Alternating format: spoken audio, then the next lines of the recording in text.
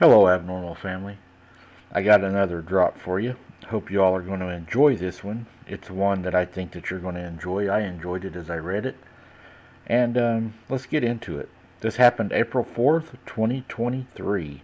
And again, if you would like to support Hunter Coming Home, all the information is in the description of this video drop. April 4th, 2023, the moon was a waxing gibbous. I live in a rural area in an otherwise densely populated county in Utah. My career has been nightmarish thus far, even though I have chosen safe career paths. I decided to leave finance to pursue security, and then decided to pursue a low-key job with the county as a predator control officer. I know what you're thinking. Not predators like sex offenders. Predators like coyotes. There is a coyote bounty in Utah due to overpopulation and the subsequent effect of the rural community. Mountain lions which occasionally make their way into the neighborhoods, or bears who mostly like to eat garbage. The application was easy. I applied. They asked if I was experienced in hunting in the wilderness and asked if I was clerically qualified and experienced, as I would also be in charge of paying for coyote bounties and keeping track of all the records on top of the hands-on work I am responsible for. They said the last employee left suddenly and didn't go into more detail. For a job that paid as little as this, I wasn't surprised and didn't ask questions. The pay is small, but the job is enjoyable, spending most of my time in the great outdoors. The first showed me the ropes, and I was glad to be out with an officer that was giving me the runaround, showing me the ropes. But given my background, I learned quickly and moved to the outdoors portion of my duties. No major incidents happened, just some calls to dispatch some coyotes that had been harassing livestock and kidnapping some chickens in the dead of night. In one instance, a coyote made its way into someone's home through a dog door, killed their dog in the living room, then left. Pure insanity, if you ask me. My 10th or so job in the field is when weird things really started happening to me. There was a pack of coyotes that had been killing goats and some sheep at the local apple farm multiple times a week. This apple farm contained thousands of acres of apples and peach orchard and ran successful business selling apples only products and is well loved in the community. People driving through town stop just to get the apple cider, ice cream from this little retail barn the farm runs. Anyway, I digress. The goats were important, as things like goat's milk are a common commodity, and the wool from the sheep allowed them to hand-make children's toys that my kids even loved. This farm or orchard is located at the base of the large mountain range, totaling approximately 10,000 foot. That's the elevation, and a large canyon right down the middle where freezing gusts of wind like to shoot down right into town. I knew the coyotes were most likely active about 1 to 2 hours or so before the sun comes up. I drove my truck through the apple orchard and got stuck in the snow.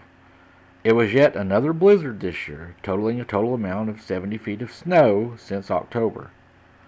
Despite the heavy snow, it was fairly warm, 32 degrees, and a rare day off without a large gust of wind from the canyon which would play to my advantage.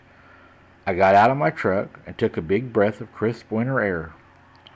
Large snowflakes were already piling in my hair and my glasses. My feet crunched under the powdery snow. Dry snow, the kind you can't quite make snowmen out of. I grabbed my AR-15 from the back of my truck. I had it painted white to match the white camis I had on, so I can blend in with the snow.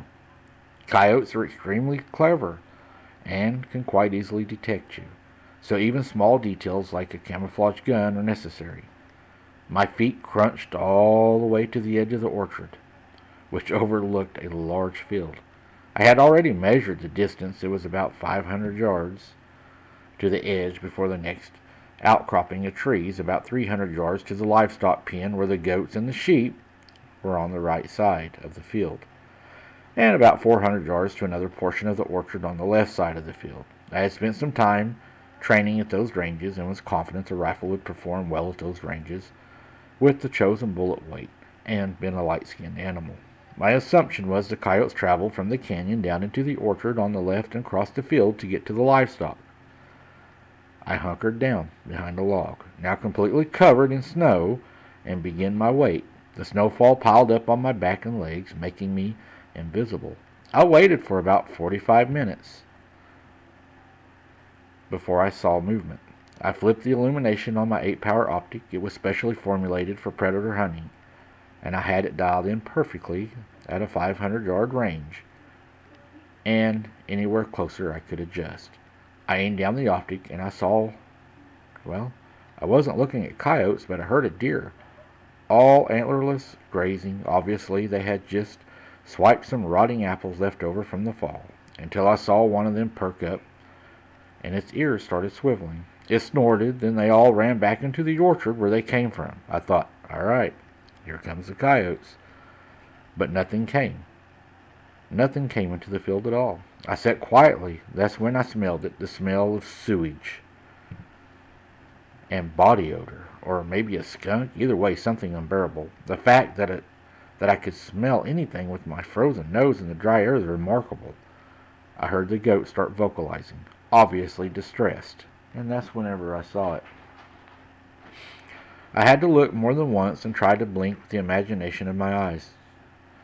Through the optic, I saw a large man leaving the livestock pen, carrying a dead goat over his shoulder.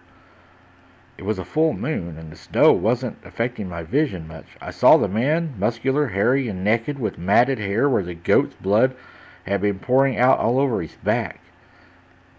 I had been so stressed by seeing this, and then I noticed that the blood was just running down him, and it wasn't even bothering him. And why would a naked man? And then all of a sudden I remembered, this thing's large.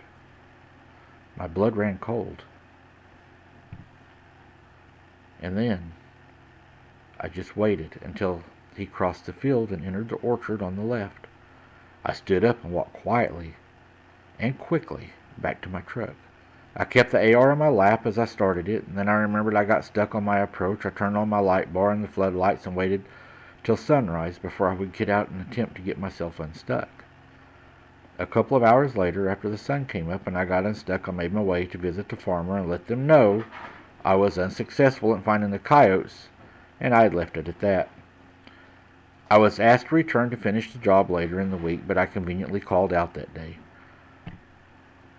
My boss asked me if I was sick, and I told him no, I wasn't sick, that I didn't want the job anymore. He asked me why, and I told him that I just wasn't for me, that I am not the kind of person to just sit out in the dark and do nothing. And then he smiled at me and he said, "You saw it too, didn't you?" He then offered to give me a partner to stay with me to finish out my job, and a pay raise, which I couldn't turn down. Now I have somebody with me. We haven't seen this creature since, and it hasn't attacked again, but we keep wondering where it's at and if it will be back. We still set out some nights waiting to see it, but we haven't yet. But we have smelled it, but we haven't seen it. Well, guys, it sounds to me like it probably knows he's there and what he was there to do. It probably seen him that night, and it's probably not going to move in with them sitting there. It probably has a good idea that they're waiting and stalking it. And I would say if he saw it that night, it probably saw them too, or at least winded them. And it knows if it continues to do it. I think they're very intelligent and that it would be hunted. So it's backed off, and it's probably not going to attack that farm for a while. I think that it knows that if it does, it's going to be hunted down. I think they are that intelligent. What do you guys think? I look forward to seeing your comments and what you all think will happen. And keep your head on a swivel. Don't be something's dinner. And we will see you on the next one.